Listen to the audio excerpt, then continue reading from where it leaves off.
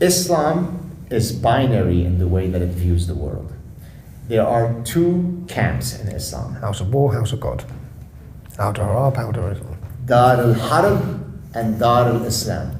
Harb in Arabic means war. Dar is the house, the salon. Okay? And so people understand this isn't you putting it into two worlds. No, this is Islam. Islam separates the world in two. Exactly. House of war, house of God. Yeah. The house of Islam is any land that is now ruled by Islam. So, for example, currently the OIC, the Organization of Islamic Cooperation, is made up of 56 countries plus the Palestinian territory. So let's call it 57.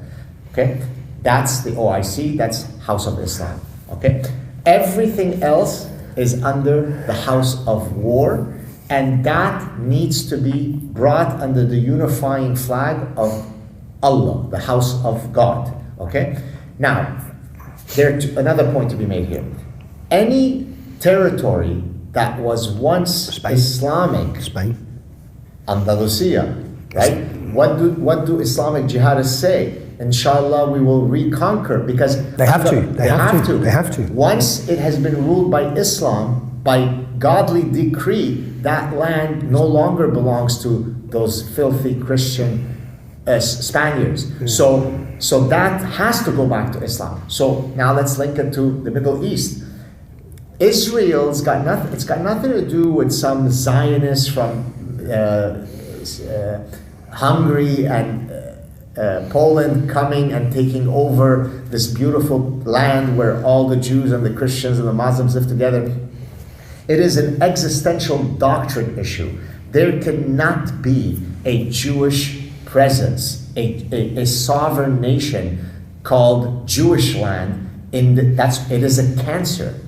Because they've conquered it once, it's theirs. Canonically, it's written here. I can go to the book. It cannot be. So it's not a fight between these little territories and where we draw.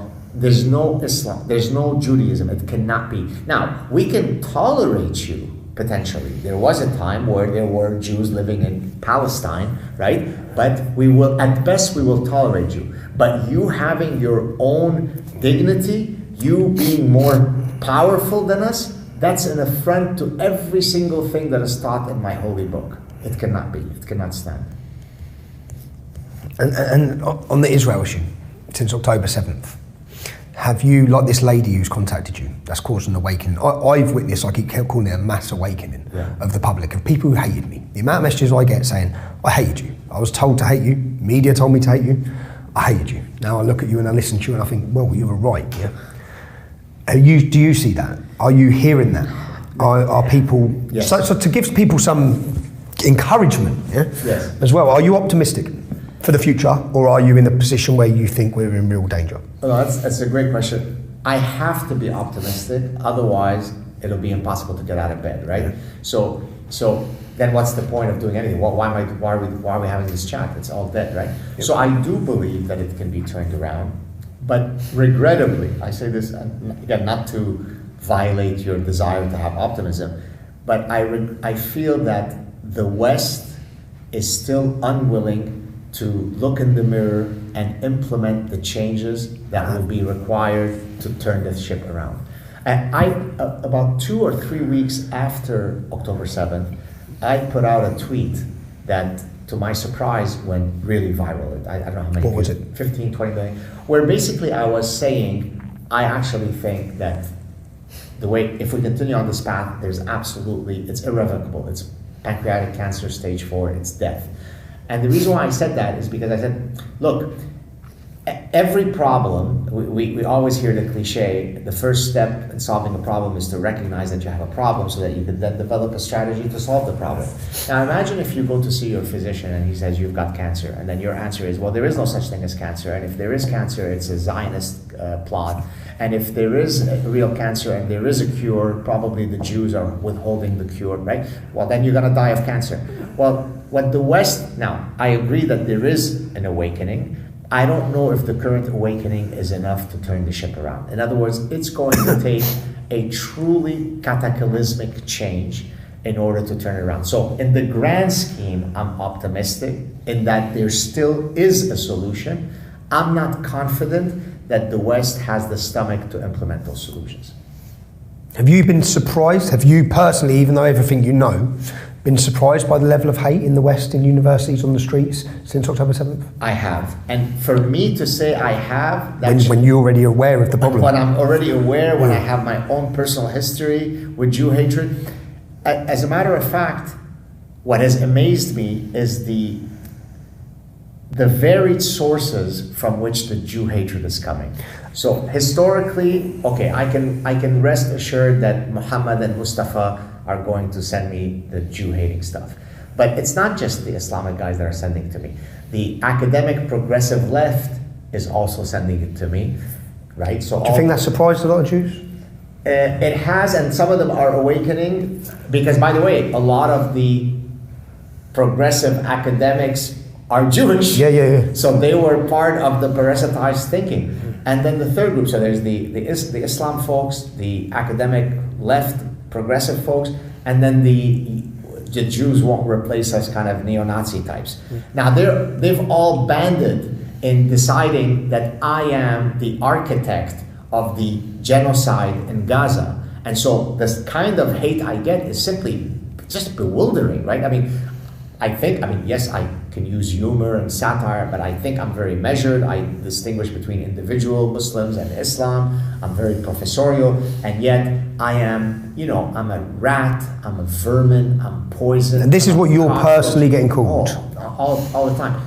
And you've said nothing that's... Nothing. You've just stated... I just state facts. I share literally facts, which you can look at those facts and say, here's where you're wrong, here's where you're right? By the way, to give you a sense of the type of orgiastic Jew hatred that I get. So this will resonate with you because you come from that world. So I shared a screenshot of one of the grooming gangs that was caught in Huddersfield. Okay. Huddersfield. That's the one I went jail for. Okay, so that's, no one should be hearing this more than you. So I shared it. All the images of their faces, yeah? All their faces 28 and their names. Here's their names, yeah. Muhammad. 30% of them are called Muhammad, which is a national statistic anyway. No, that's just named Muhammad, but more than 30% are from the noble. 90% are from followers of Islam, 90%. Of the Huddersfield only, right? 90% of all of them. Of all grooming gangs. Grooming gangs. I actually thought it would have been a bit higher, but okay, let's go with 90%. Yeah. So I shared that, and in my usual sarcasm, I said, I'm not smart enough to be able to see a unifying theme across these 20 guys. Could somebody who's got big data analytic brain help out this poor dumb professor to try to see what it is? Okay. Guess what the answer I got? What? Who's the cause of all the grooming gangs? The Jews. Why? Because they're bringing them in. Yes! The Jews, because they're bringing them in. That's why he's Tommy Robinson. Because I get this. Okay. I get this all the time. So I get that most of my hatred now is because I'm a Zionist race traitor. Me. Exactly. So the hatred, not even from the Muslims, it's not coming from the Muslims anymore towards me. Exactly. I'm the race traitor. I'm the race traitor who refuses to talk about the facilitator. Exactly. So I created a new mathematical equation. It's beautiful. So when 3 Muhammads gang rape your daughter, the real rapist is Mordechai. So the equation is Muhammad plus Muhammad plus Muhammad equals Mordechai. Beautiful social justice equation, new form of mathematics. So when I can't get the father or the prototypical father of a raped girl to direct his ire to the people who raped his daughter, but that he really needs to target it to the real rapist, who's the Jew, how can the West be saved? Yeah, but I don't think any of the fathers or any of the British public per se. I think that a very vocal minority are the ones who are saying this. But do you growing minority. But do you think it's a big enough of a cognitive trap? Well, they've all come together now. Okay. They've all come together very vocally, and even as we're talking about on X with Elon Musk. Do you know why I was deleted from Twitter in 2017? Why? My statement said 90% of grooming gang convictions are Muslim males and 30% are called Mohammed. Fact. That statement come from a report from a Muslim think tank. Yeah, that was my reason for them removing me for hate speech. So Amazing. facts in 2017 had become hate speech. Thankfully, I'm back. Thankfully, I was given my account back. Well, I saw yesterday, you're too modest to say it publicly, but I saw your analytics. It's insane. And I thought that my analytics were impressive and you dwarfed them. Man, Do you know what that shows? That there's a need for this conversation. Exactly. That the public are desperate for this conversation. Yes. That the public, that we as a society have to have this conversation. Because as I said, since my censorship certainly, I'd become a voice, or we'd have become and I'd say a symbol. So it's not essentially when people chant the name Tom Robinson, it's not about an individual called Tom Robinson, it's about a movement of people who feel voiceless, who are desperate for someone to have this conversation and say the things that need to be said, because they're desperately seeing their culture and their country disappear before their eyes, and with little hope. But essentially, anyone who has this conversation was censored or silenced and attacked under hate speech, attacked as hate figures. Yeah, boy, it must have felt liberating once you were able to get back your voice. Oh, well, essentially, yeah, massively. I felt like I was down and someone just picked me up and said, go on, there you go. And I just haven't looked back for 6 months, every day, bang, let's go. But when I say let's go, it's because what do you see to some people? Because I had this conversation years ago, 13 years ago, to my now ex-wife, to say to her, the consequence is so terrifying. I can see where this goes, and I knew it 15 years ago. And I knew it because I grew up in Luton. So I know where this path takes this country, and that scares me. Not the threats, I've got 3 children, okay? I know where this goes. I know where this takes us, And now, as a professor in university, with the scenes we've seen in universities towards the average Jewish person or Israeli person or supporter of Israel, how do you feel about yourself? Because you're outspoken. You've gained quite a reputation in this field of being outspoken. Does that worry you? Yes. So this in 2024, let's talk about Canada. 2024, Montreal, Canada. Look, my university has been colloquially called Gaza University for over 20 years. So it's not something that today was discovered post October 7th. The dynamics at my university have been, that the writing has been on the wall for quite a while. Now, the average student can go about their business merrily without facing any trouble. But imagine if Jewish students who are anonymous, right? Nobody knows who they are. Because they don't come out and say they don't come out anything. Which is a sad state of affairs. Exactly. They are afraid to go to my university. As a matter of fact, a couple of months ago, I was speaking to a senior administrator on a Zoom call, and that person said to me, straight looking at my face on Zoom, that there is no such thing as Jew hatred at our university, which took me, I couldn't believe she was saying that. Well, about a month later, the president of my university was summoned in front of the Canadian Parliament as part of a testimony with 3 other presidents, where they each had to admit, including the president of my university, that there was massive Jew hatred at our university. On the campuses. So now, this past semester, I was fortunate enough to be on sabbatical leave. Sabbatical leave simply means that after every few years, a professor can put in an application to be absolved of their teaching duties so that they can just do research, write their next book, and so on. So I've been the last few months away from campus, so I didn't have to face that campus. But September is coming around, and I have to go back to teaching. And as a matter of fact, yesterday my wife and I were sitting and saying, well, what are we going to do? What's the strategy here? When October 7th has just happened, I was still teaching.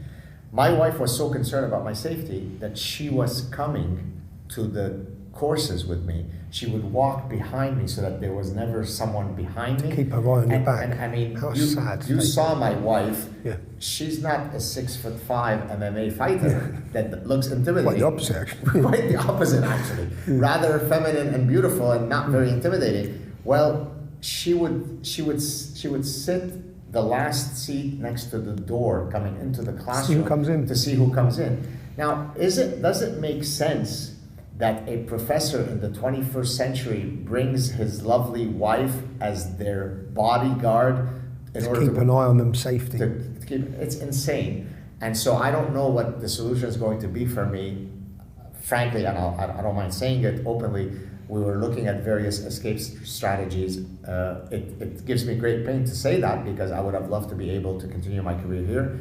I don't feel as though it is the tenable option over the long run. And if this isn't tackled, say this isn't tackled, because no one's tackling it. We're seeing this in universities across the whole West, yeah? If this isn't tackled, what does a university look like in 5 years' time? When we see the screams of Allah Akbar and we see all this going on in the universities now, what is it going to be like? Will there be any Jews in university? Not many. No, exactly. Look, will Jewish parents be sending their kids to university? Will Jewish parents still be staying in Montreal? Will Jewish... Is this... And then because people aren't happy with Israel, many people want to talk out about Israel, is there a safe place for Jews to go as this grows and grows and grows, which is going to... But the problem is, so you'll pick up and go somewhere else until the monster comes also there, right? So for example, I was approached by a university in Florida that wanted to hire me. And Florida certainly seems today more amenable to be safe. I mean, you could carry a gun in Florida. They're not as insane about their tolerance of all this stuff. So it'll give you a respite.